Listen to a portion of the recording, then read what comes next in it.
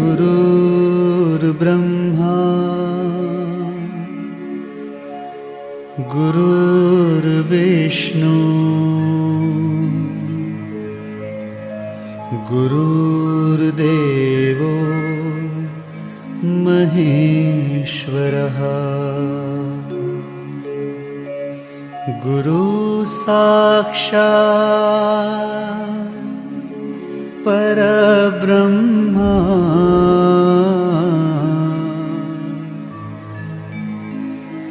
तस्मै श्री गुरुवे नमः।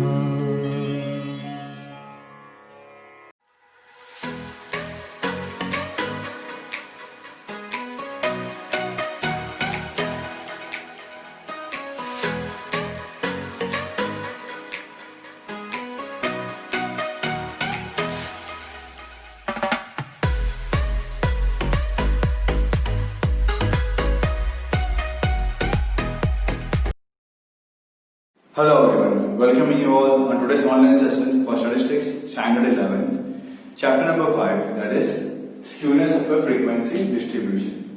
Till now we have learned how to find mean, median, mode, quartiles, decile, percentile. Okay. Even we have learned about range deviation, mean deviation, standard deviation and its coefficient, mean deviation with its coefficient, quartile deviation with its coefficient, combined standard deviation. Okay. So we have learned so many things in statistics. That same thing, the same findings which we have learned over there. Okay. As such, I can say in this particular chapter, we need how to find quartiles, that we already know, how to find Q1, Q2, Q3. We got to find in this particular chapter X bar, that's called mean, mode, MO, we already learned, median, we already learned for that, standard deviation सीखा हुआ है. So जो हमने पहले सीखे हुए हैं उसी चीज को वापस से मुझे अप्लाई करना है, but in a different sense, in a different method you can see.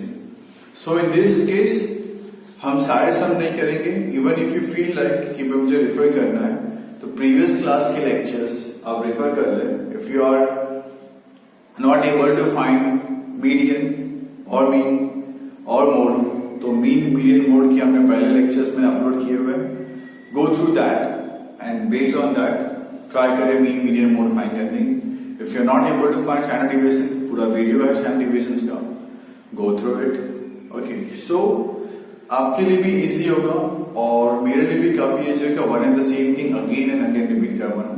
It's better कि आप previous videos आप go through कर लेंगे. मीन नहीं आ रहा है, एक बार देख लीजिए कैसे करना है. मीडियन नहीं आ रहा है, देख लीजिए कैसे करना है. ओके, तो प्रीवियस चैप्टर्स आपको ऑलरेडी मिल जाएंगे. Okay, so based on that आपको काम यहाँ पे करना है. Okay, so now I will coming to the chapter skewness of a frequency distribution. Before learning skewness I like to have meaning about symmetric. Symmetric मतलब same. A frequency distribution in which the observations are equally distributed on both the sides. वो frequency distribution जहाँ पे मैंने observation को दोनों side पे equally distribute किया है, जहाँ पे मैंने observation को दोनों साइड पे equally distribute किया है, that is called as symmetric. As you can see in this particular diagram, see your x bar, mean and mode will be the same. The distance from Q1 to Q3 from the center will be always same. It's called symmetric. See, classes are equal. Frequency as you can see 10, 14, 20. वापस 14, 10. यहाँ से ये, यहाँ से ये. देखो same. In this particular cases आप find भी कर सकते हो. आप find करके check कर लेना. आप x bar, median and mode आप find करके check करना. Okay, mean, median, mode आपका सबका आंसर same आएगा. तीनों का same आएगा. Q1 का आंसर और Q3 का आंसर भी चेक कर लेना, फाइंड कर लेना. Okay, L plus N upon 4 minus CFI upon F into C के वजह से. Q3 L plus 3N upon 4 minus CFI upon F into C के वजह से. ओके, इक्विडिस्टेंट होता है मतलब यहाँ पे x बार n और मोड सेम होगा. Q3 माइनस n मतलब ये वाला गैप और ये वाला गैप दोनों सेम होगा, इक्वल होगा. ये हमेशा L शेप्ड होता है. इक्विडिस्टेंट होगा, on both the side well set gap होगा। अगर ये नहीं होता है तो उसको बोलते हैं स्क्यूनेस, लैक ऑफ सिमेट्री इसको बोलते हैं यहाँ पे स्क्यूनेस। तो स्क्यूनेस के दो टाइप है, एक है मेरा पॉजिटिव, एक है मेरा negative skewness. So positive skewness diagram आप देखें थोड़ा सा, start with here, left side tail छोटा है, राइट साइड टेल इलॉन्गेटेड है, सेंटर पे मोड इधर मीडियन इधर मीन, Q1 इस तरफ, Q3 इस तरफ। ओके, यहाँ पे इसके कैरेक्टरिस्टिक्स, मीन कहां से बड़ा होगा, उसके बाद उससे छोटा मीडियन होगा, उससे छोटा मोड होगा। Q3 माइनस M मतलब ये वाला जो गैप है ये ज्यादा होगा ये वाले गैप से, M माइनस Q1 के गैप से। राइट साइड टेल इलॉन्गेटेड हमको ऑलरेडी दिख रहा है।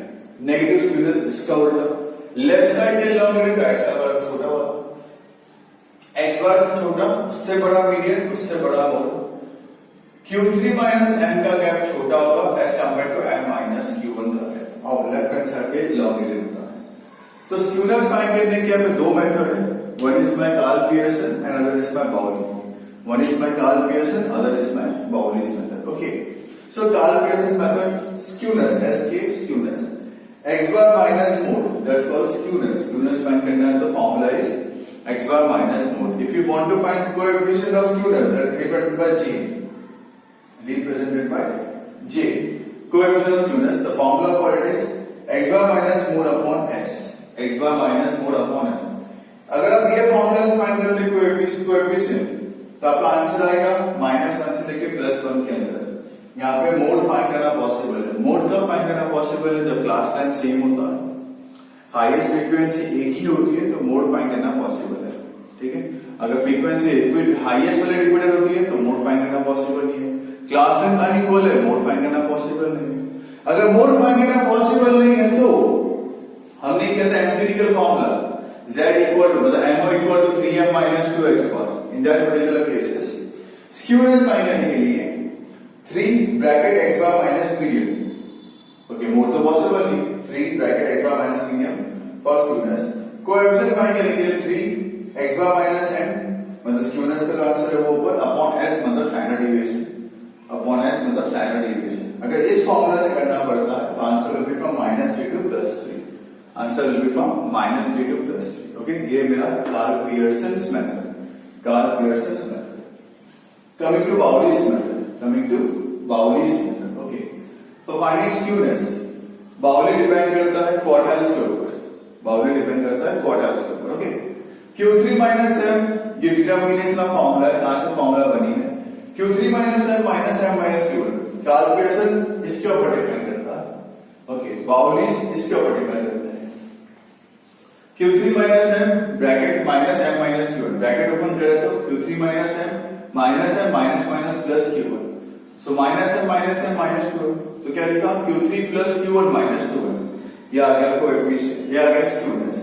अगर फाइंड करना है कोएफिशिएंट, ठीक है, सो हमें फार्मूला लिखनी ये है। अगर डिटरमाइन पूछा है शॉर्ट सम में ऐसा कुछ दे के रखा है तो मुझे अप्लाई करने के लिए मैंने ये लिखा है कि भाई इसका मतलब स्क्यूनेस से फाइंड कर सकते हैं। कोएफिशिएंट फाइंड करने का formula Q3 minus m minus Q1 upon Q3 minus m plus m minus Q1, bracket open करते हैं तो Q3 minus m plus Q1, Q3 minus m plus m minus Q1, plus m minus m cancel, Q3 plus Q1 minus 2m upon Q3 minus Q1। Okay, तो ये मेरे बाउली की formula, बाउली के अंदर स्क्यूनेस और कोएफिशिएंट, ये कार्ल पियर्सन के फार्मूला। आपको दो ही चीजें यहाँ पे याद करनी है। ओके, दो ही फॉर्मूला जो है, दो ही मेथड है इसके अंदर जो आपको याद करनी है इन द अपकमिंग सेक्शंस।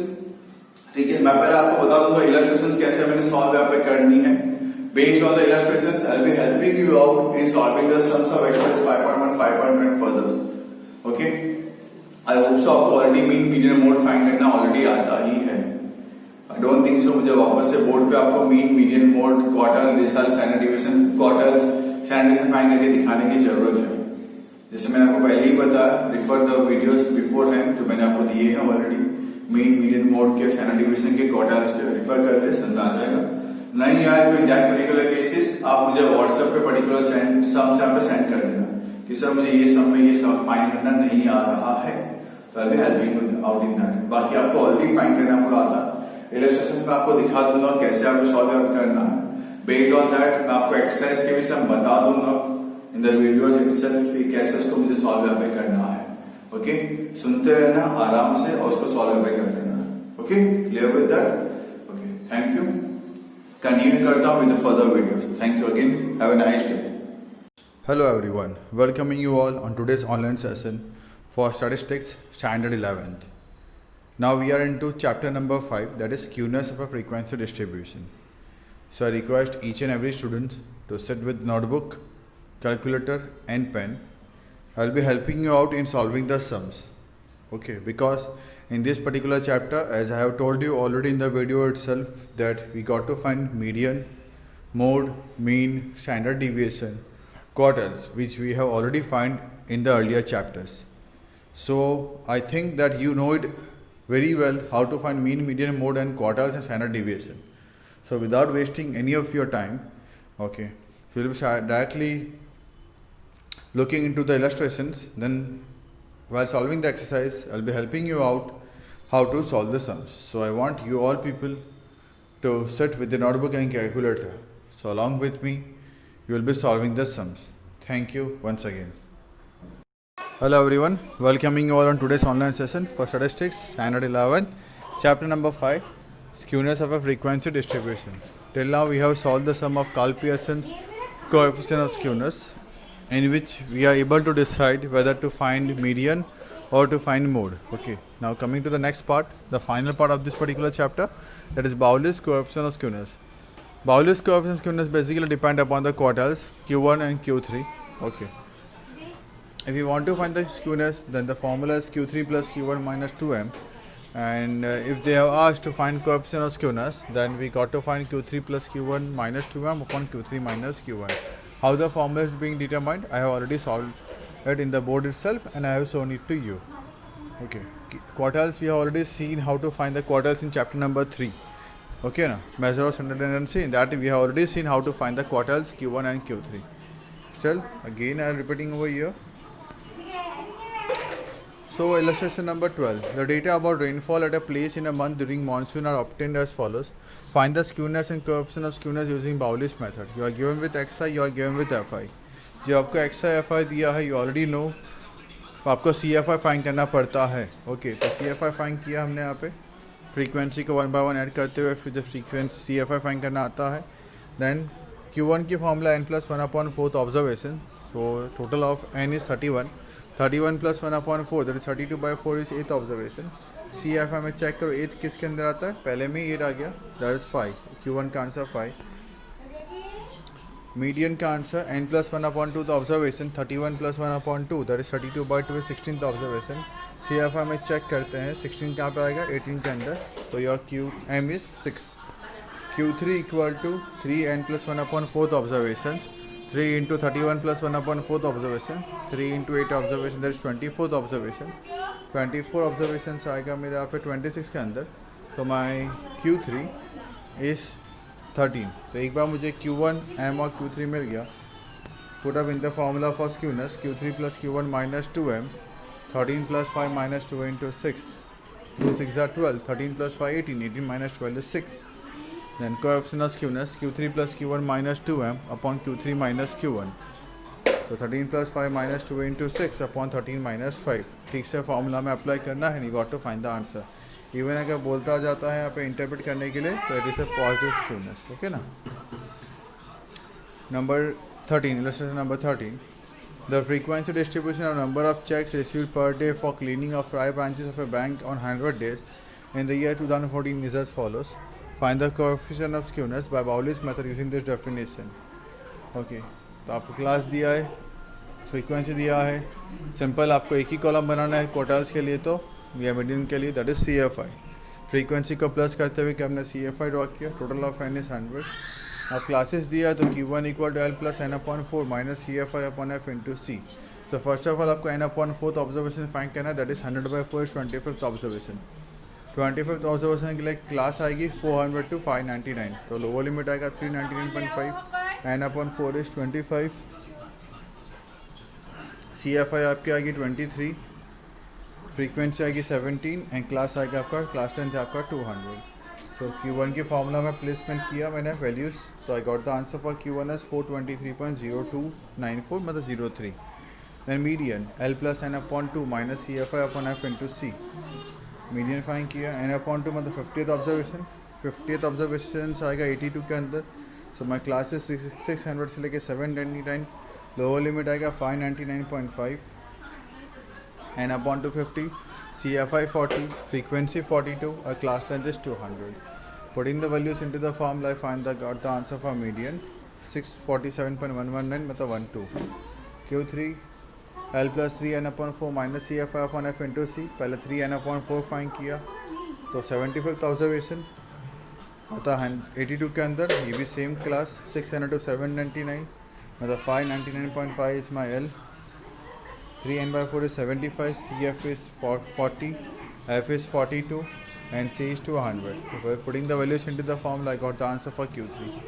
एक बार मुझे Q1, Q3 और M मिल गया. Put the values into the formula of skewness and coefficient of skewness and then find the answer. See minus में आंसर आया तो it is a negative skewness. Okay. Illustration number 14. Find the coefficient of skewness of the frequency distribution of sales of 500 companies in the year 2014-15 using an appropriate method. अब method का नाम नहीं दिया हो, it is an open ended classes. अब open ended class के अंदर हम क्वार्टल से फाइंड कर सकते हैं, आपको ऑलरेडी पता है. ओके, सो क्वार्टल्स के लिए हमें CFI फाइंड करना है. क्वार्टल्स है median only we can find. तो CFI फाइंड किया, सेम मेथड अप्लाई करनी है, सेम फार्मूला आपको अप्लाई करनी है. Q1 की formula L plus N upon 4 minus CFI upon F into C. M की formula L plus N upon 2 minus CFI upon F into C. And Q3 की formula L plus 3n upon 4 minus CFI upon F into C. Quartiles हमने already सीखा हुआ है पहले भी, कैसे यहाँ पे सॉल्व करना है. Okay, I want you people to try it right now. एक बार Q1, Q3 और M मिल जाने के बाद put the values into the formula of skewness in coefficient of skewness and then get the answer. Okay, illustration number 15. For a frequency distribution of monthly income of employees of a company, the difference between the two extreme quarters मतलब Q3 और Q1 को बोलते हैं extreme quarter.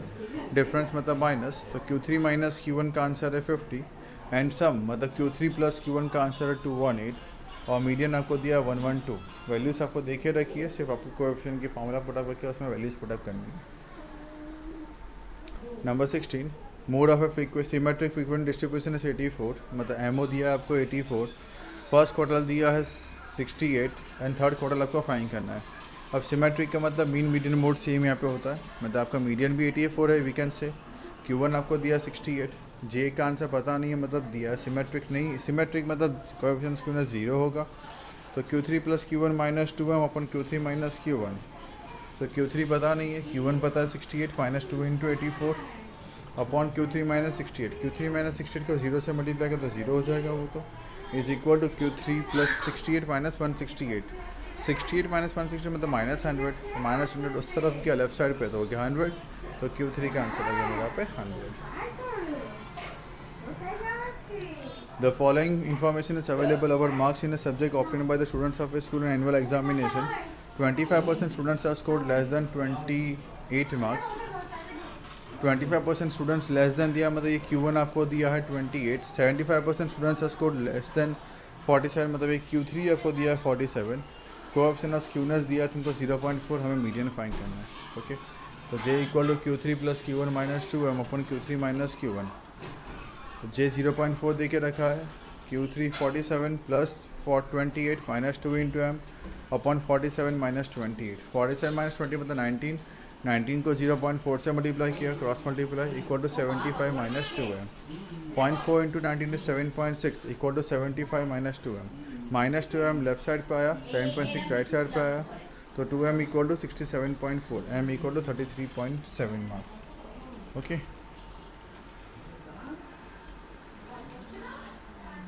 the measures for the data about the monthly income of residents of two cities are obtained as follows. Find the coefficient of skewness by Carl Pearson and Bowley's method from this data. X बार दिया, median दिया, S दिया है, इससे आप Karl Pearson से find कर सकते हो. Q1 और Q3 दे के रखा है और MB दिया हुआ है, इससे आप बाउली से भी फाइंड कर सकते हो. एक ही समय सिटी A का भी दोनों मेथड से कर लेना है एंड सेम सिटी B का भी दोनों मेथड से आपको सॉल्व यहाँ पे कर लेना है. अब सी टी ए की बात करें, जे 0.8 एज पर कार्ल पियर्सन एंड जे -0.82, तो सी टी ए पॉजिटिव है और सी टी ए का पॉजिटिव है कार्ल पियर्सन से और नेगेटिव है बाउली से। सी टी बी में कार्ल पियर्सन से नेगेटिव है और बाउली से मेरा पॉजिटिव है, वो नीचे लिखा हुआ इंटरप्रिटेशन के अंदर। In the upcoming sessions, I'll be discussing with you all exercise 5.2. Okay, and I request you all people कि kindly try it out because quarters तो बेटा अब आपको easily find करना आता ही है। Okay, no need of wasting the time. So better भी कि आप खुद यहाँ पे try करें 5.2. Okay, CFI एक ही सिंगल कॉलम बनता है, चाहे XIFI दिया हो, चाहे क्लासेस दिया हो, फ्रीक्वेंसी दिया हो, तो एक ही सिंगल कॉलम बनता है। फॉर्मूला भी आपको हैबिचुएट हो चुके होंगे अभी तक, तो एग्ज़ाम दे दी है, टेस्ट दे दिए, तो you are not now quite habituate about the formulas, learn आपको हो चुकी होगी। So I want you people to kindly try exercise 5.2 of Bowley's. Okay, thanks for the coordination and support. Stay home, stay safe, keep learning. Have a nice day.